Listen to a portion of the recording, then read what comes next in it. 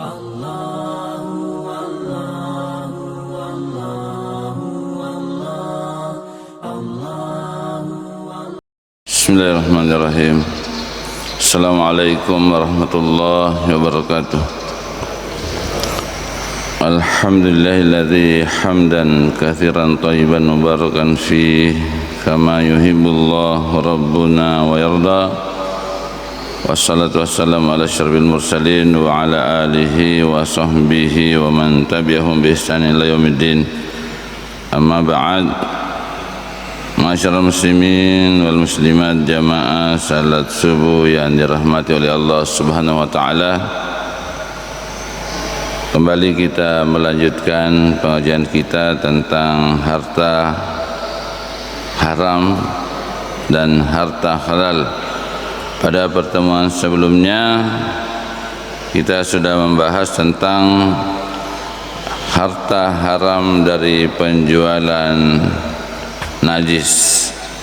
Ya, penjualan najis ini meliputi beberapa hal, bentuk-bentuk najis yang haram yang dari itu pada kotoran manusia.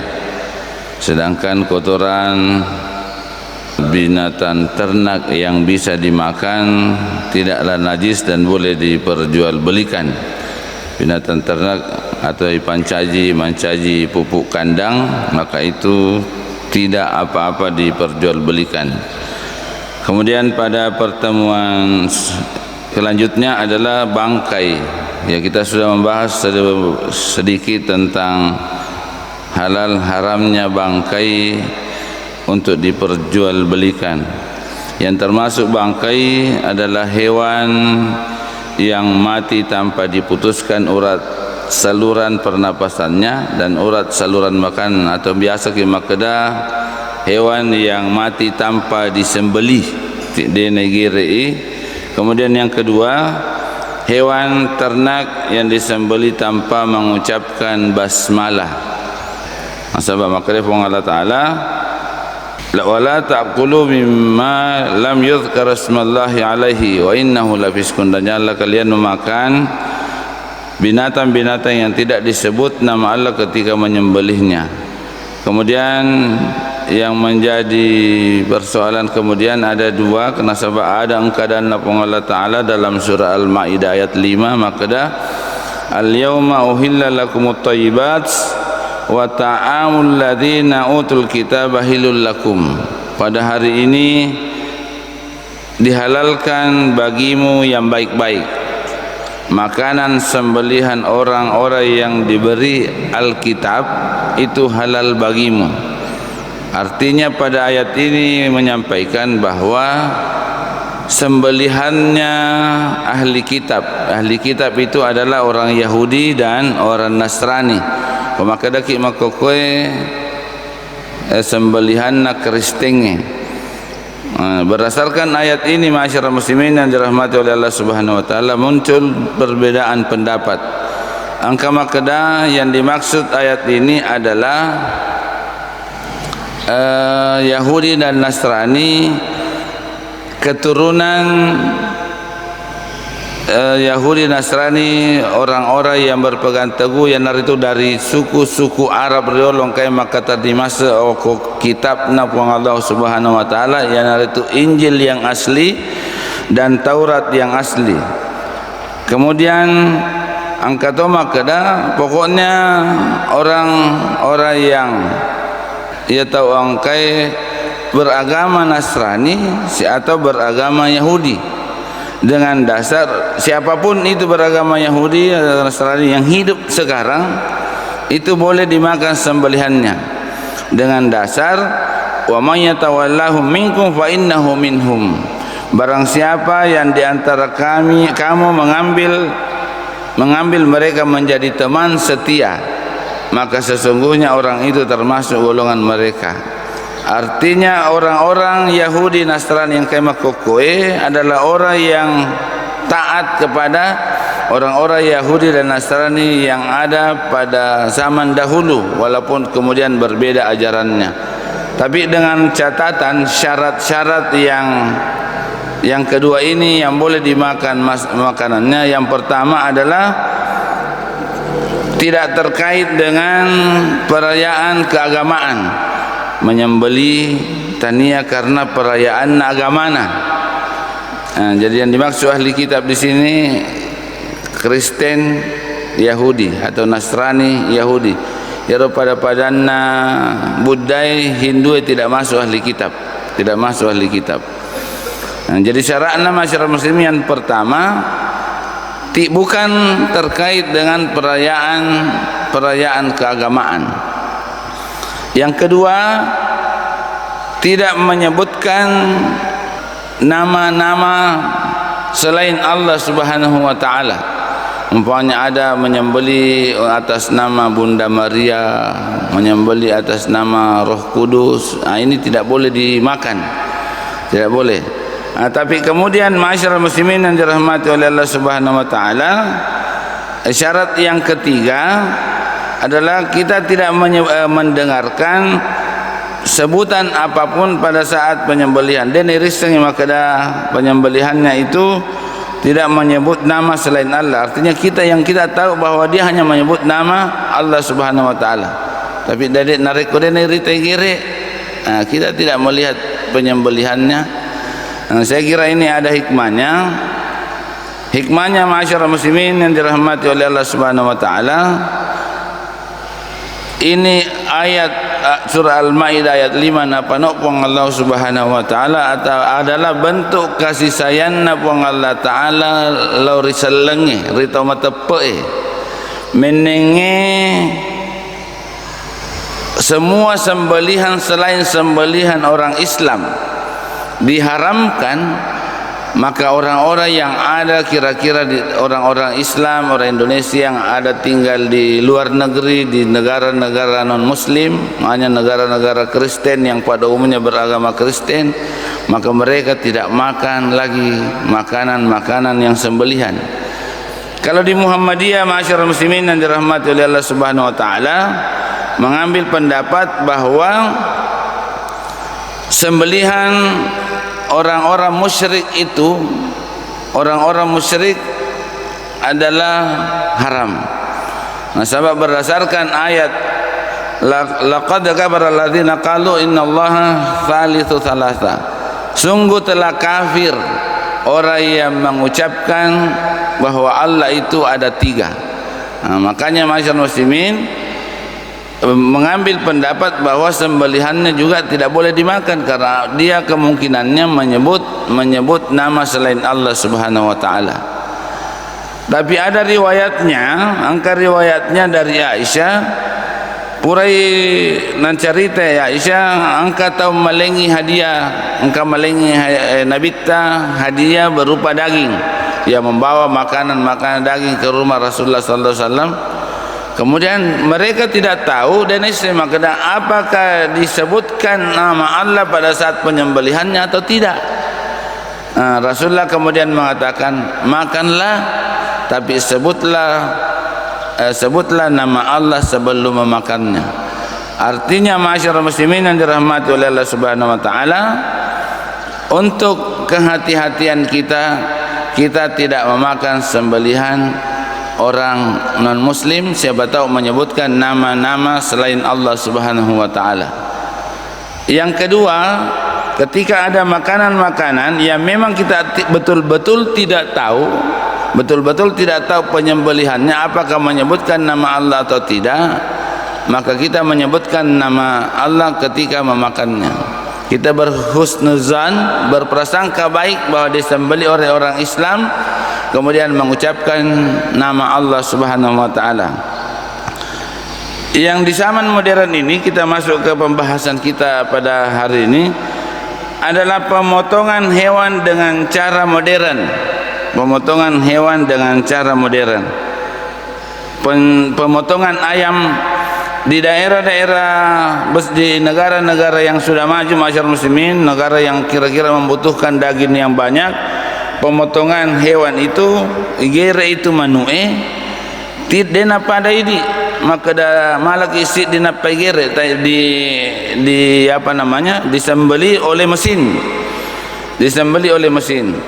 Gambarannya adalah ayam itu digantung supaya memperlihatkan bahwa ayam ini mati sesuai dengan sembelihan, laigatungi ya, karena diigatungnya jena, kakinya di atas, kemudian igatung mana nih korma, mai ke manu igatung mungkin sampai 100-an, 200-an, mungkin sampai 500-an. Kemudian ayam itu bergerak menuju tempat berikutnya. Jadi angka masina pajoker manue lau konrana onra sebelumnya. Nah, perlu kita paham ternyata iaro agak sene, iaro tempatnya bergantung ayam igatum manue ada strumnya sedikit, angka stronna. Tujuannya naseng supaya ayam itu sebelum disembeli apakah tidak terlalu merasakan sakit. Dena pina dinglat dairo pedie. Menurut mereka sayang kepada binatang. Kemudian setelah itu masyarakat muslimin, di tempat ini ayam, kemudian di tempat berikutnya ayam disiram dengan air dingin. Terkadang air tersebut juga dialiri muatan listrik. Proses ini bertujuan untuk membersihkan ayam dari kotoran dan membius ayam dengan muatan listrik. Jadi memang tujuannya, jadi dikasih air dingin tujuannya untuk membersihkan ayam. Ya biasa tuh di makedaki bacing jolo sebelum migire. Nah, kemudian listrik itu untuk tujuannya adalah untuk membius ayam dengan muatan listrik. Lalu ayam digerakkan ke tempat selanjutnya di mana tersedia besi tipis. Jadi melalui jalan itu, jadi dia banyak jok kayak manu tidak pernah berhenti jalan. Setelah dari tempat pencucian dengan air muatan listrik menuju ke tempat ada pemotongan dengan besi tipis yang tajam berbentuk bundar sehingga puluhan ayam yang digantung berputar mengitari pisau otomatis tersebut. Dapat disembeli dalam waktu yang singkat. Kemudian setelah disembeli, ayam digerakkan oleh mesin. Jadi kopurani kere jok kasih ya, berjalan terus ke tempat berikutnya, yakni sebuah bak yang besar. Sebuah bak yang besar berisi air hangat yang suhu panasnya kurang dari 100 derajat Celcius. Jadi tania wine ready orang yang di baknya. Lalu ayam direndam agar mudah untuk mencabut bulu-bulunya. Lalu prosesnya dilanjutkan untuk siap dipasarkan. Nah, jadi proses penyembelihan ayam secara umum dengan ayam dalam jumlah yang banyak. Dari penjelasan tentang cara penyembelihan ayam dengan alat modern di atas, ada beberapa hal yang bisa diambil. Yang pertama, penyiraman air yang bermuatan listrik untuk membius ayam memang secara umum tidak menyebabkan kematian terhadap ayam. Artinya ada kemungkinannya detona mati. Nah, sebab pembiusan dengan air sedikit itu tidak menyebabkan ayam itu untuk mati. Akan tetapi bila ayam dalam keadaan atau kondisi yang sakit, mungkin saja penyiraman air dapat menyebabkan kematian ayam sebelum disembeli. Bila ini terjadi, bahwa hukum ayam tersebut adalah bangkai. Agak sabak nana bangkai wi nasabat tania pak gere pamati napai nak kenawai namate. Jadi dia mati dalam proses itu, proses penyiraman air atau pembiusan. Kemudian penyembelihan dengan menggunakan pisau otomatis memungkinkan terjadinya ayam tidak terpotong urat saluran pernapasan dan saluran makanannya. Ya, syarat penyembelihan itu adalah dua urat saluran pernapasan dan saluran makanan yang terputus. Dikarenakan ayam tersebut bergerak menjauh dari pisau otomatis, lalu kemudian ayam dicelupkan ke dalam air hangat dan mati di dalam tempat ini. Hal tersebut berakibat ayam mati karena tenggelam, tania karena proses igere. Ya, ada kemungkinannya ayam mati itu karena tenggelam di air yang tadi, air apa namanya, air hangat, karena tenggelam. Dan bukan karena sembelihan. dan ayam mati tenggelam adalah bangkai. Ya, jadi ayam mati tenggelam adalah bangkai. Kemudian selanjutnya yang ketiga dari proses penyembelihan alat modern, saat penyembelihan tidak diucapkan bismillah karena yang menggerakkan alat pemotong adalah listrik dan bukan manusia. Bagaimana seandainya alat saat menyalakan kontak, ya kan kata makutana maka peko kan rekomendo ipatuo masinai mel ipatuo masina pagire, kita menyebutkan nama Allah, maka dak bismillah sebelum dipotong. Dicontohkan ucapan bismillah kang iro ada riwayatnya masyarakat muslimin yang dirahmati oleh Allah Subhanahu wa taala dalam surah Al-Maidah itu tentang binatang-binatang yang halal dimakan. Napa ada bang Allah Subhanahu wa taala uhilla lakumut thayyibat wa ma 'allamtum minal jawarihi mukallibina tu'allimunahunna, dihalalkan bagimu yang baik-baik dan buruan yang ditangkap, binatang buruan yang ditangkap oleh binatang buas yang telah kamu ajarkan, mimma 'allamakumullah, yang kamu telah ajarkan sebagaimana yang telah diajarkan kepadamu Allah Subhanahu wa taala. Fakulu mimma amsakna alaikum wadhkuru smallahi alaihi, maka makanlah dari apa yang ditangkap untukmu dan sebutlah nama Allah atas binatang itu. Artinya narikoi, ya kita mereka tahu macam piara melihara anjing, melihara asu, ya kemudian anjing ini terlatih untuk menjadi hewan buruan, kemudian dipakai berburu. Nariutun dipakai berburu, melepaskan anjing buruan ini kita disuruh untuk mengucapkan basmalah, ya mengucapkan basmalah. Maka ketika ia asue menangkap hewan buruan kemudian sudah mati, ya natikang nalagai na mati, maka ini halal untuk dimakan. Nah, sebab pada saat melepaskan tadi adalah mengucapkan basmalah. Makanya ada orang yang mencontohkan tadi ketika menyalakan narikoi patoni masina pak gire, maka daki bismillah. Ya ronala contoh masyarakat muslimin. Apakah dengan cara ini pemotongan itu menjadi halal? Dijelaskan bahwa kasus pemotongan dengan mesin tidak bisa dianalogikan, tidak bisa diambil contohnya dengan hewan buruan, karena terdapat perbedaan yang sangat mendasar di antara dua hal. Agak perbedaannya yang di dalam ayat tadi yang dimaksud adalah hewan buruan, hewan binatang yang liar, yang letik kengi. Ya memang binatang, bukan binatang ternak. Sementara ayam ini adalah di tempat penyembelihan adalah ayam yang tidak lagi liar karena kakinya sudah diikat, maka penyembelihan haruslah dengan mengucapkan basmalah. Kemudian masyarakat muslimin yang dirahmati oleh Allah Subhanahu wa taala, sedangkan hewan buruan memang tidak memungkinkan untuk disembeli, maka cukup dengan mengucapkan bismillah saat melepas anjing pemburu.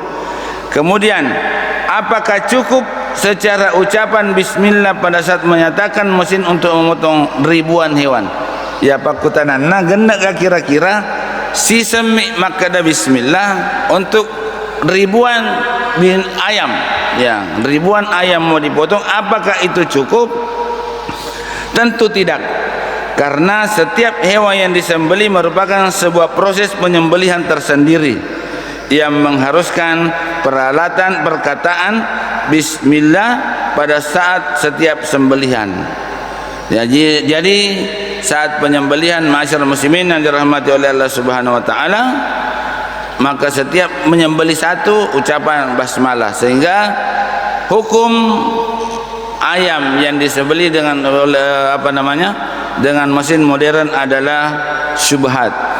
Dua kemungkinan yang telah disebutkan di atas, bahwa ayam mati sebelum disembelih dan tidak terwujudnya pengucapan bismillah saat penyembelihan ayam-ayam itu, dapat diambil kesimpulan bahwa ayam tersebut adalah bangkai dan najis, sehingga haram dimakan, haram dijual, dan haram diambil harganya.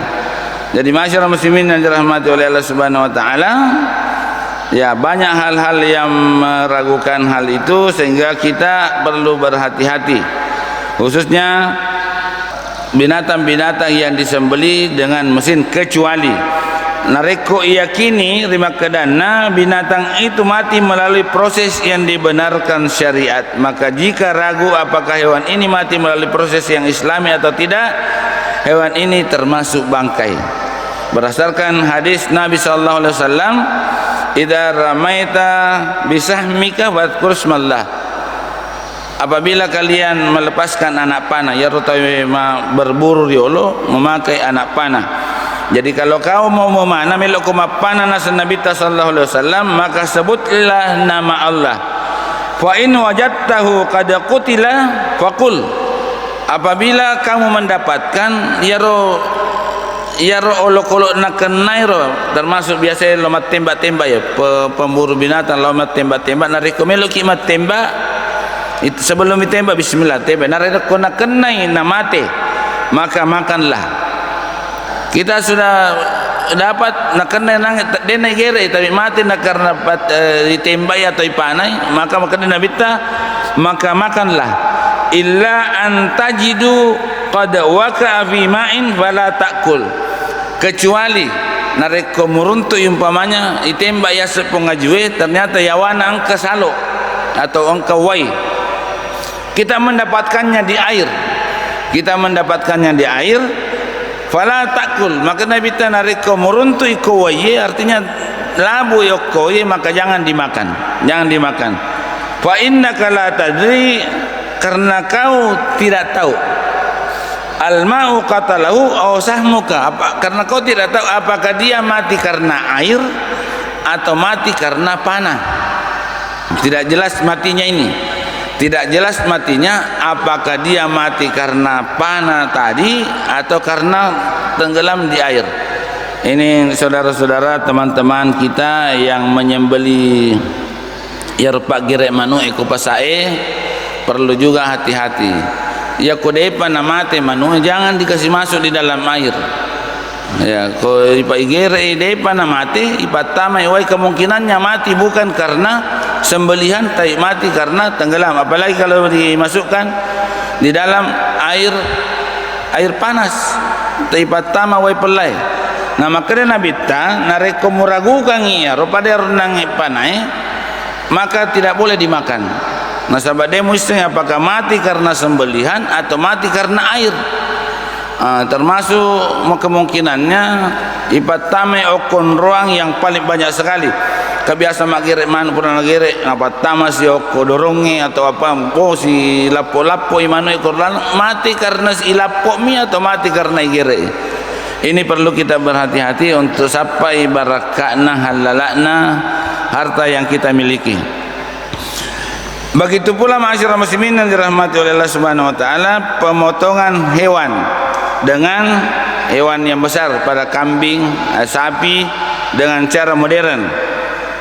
Caranya di negara modern terlebih dahulu adalah dilakukan dengan pembiusan, ibius ijoloro sapinge atau ibius bembe, dengan cara menembakkan jarum suntik ke kening sapi sehingga mengenai otaknya yang menyebabkan sapi tidak sadar dan jatuh terguling-guling.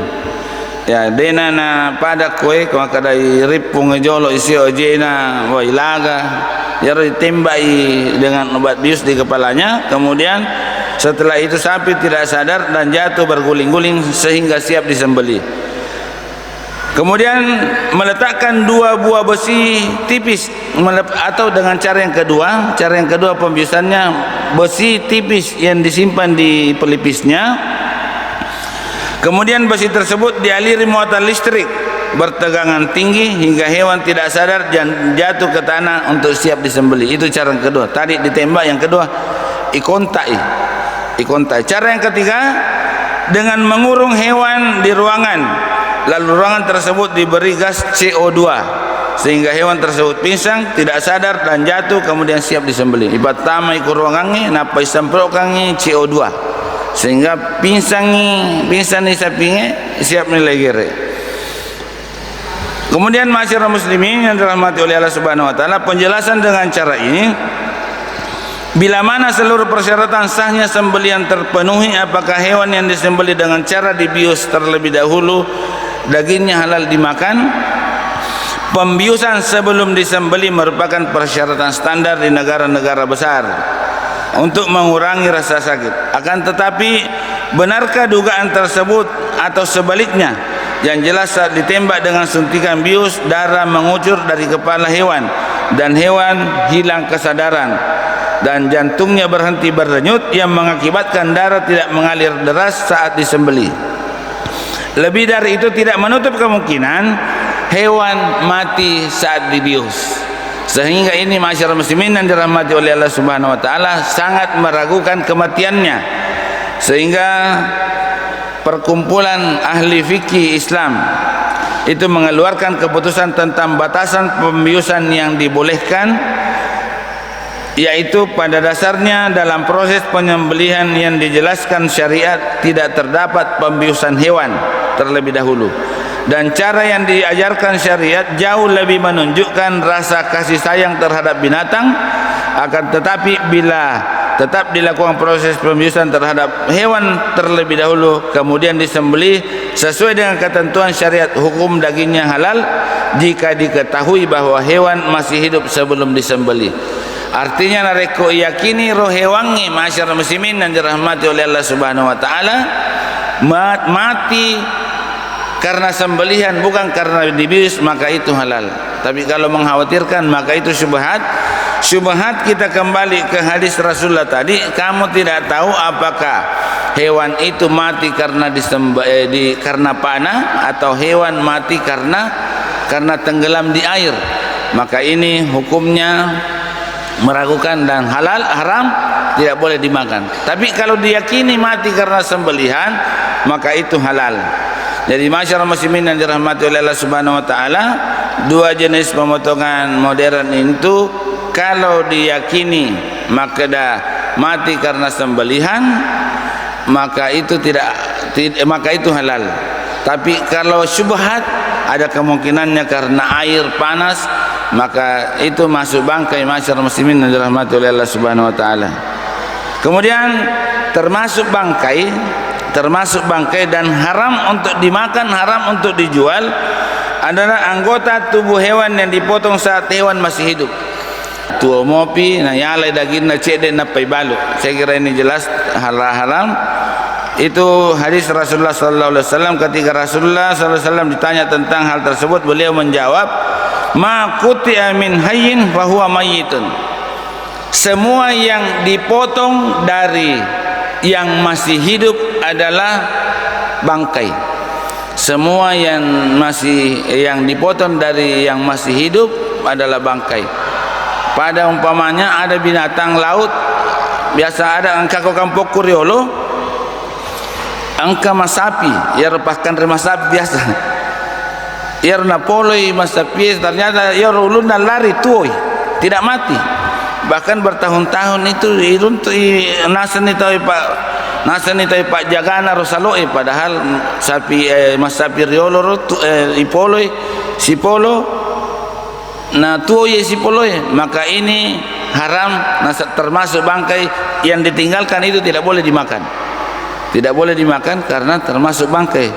Ma qutiya min hayyin fa huwa may. Semua yang dipotong dari yang masih hidup adalah bangkai.